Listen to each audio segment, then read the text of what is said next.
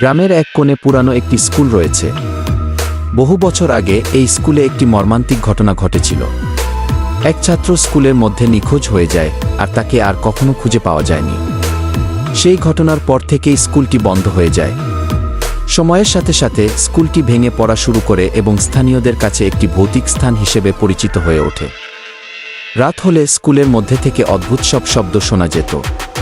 কেউ কেউ বলতো তারা ছাত্রদের কণ্ঠস্বর শুনতে পায়।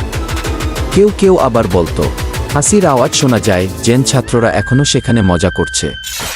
গ্রামে প্রচলিত গল্প অনুসারে নিখোঁজ ছাত্রের আত্মা এখনও সেই স্কুলে আটকে আছে এবং অন্যদেরও আটকে রাখার চেষ্টা করে।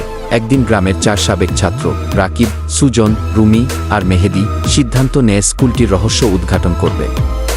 তারা সবসময় এসব ভূতের গল্পে বিশ্বাস করত না এবং মনে করত এসব কেবল লোকের বানানো গল্প।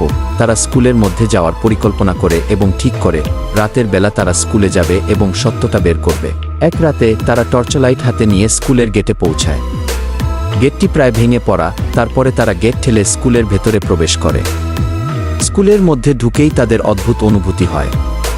চারপাশ নিস্তব্ধ, কিন্তু একটা অদ্ভুত শীতল বাতাস বইছে। রুমির টর্চলাইটের আলোয় একটি ক্লাসরুমের দরজায় ধাক্কা লাগে। দরজাটি খোলা অবস্থায় ছিল, তাই তারা ভেতরে প্রবেশ করে।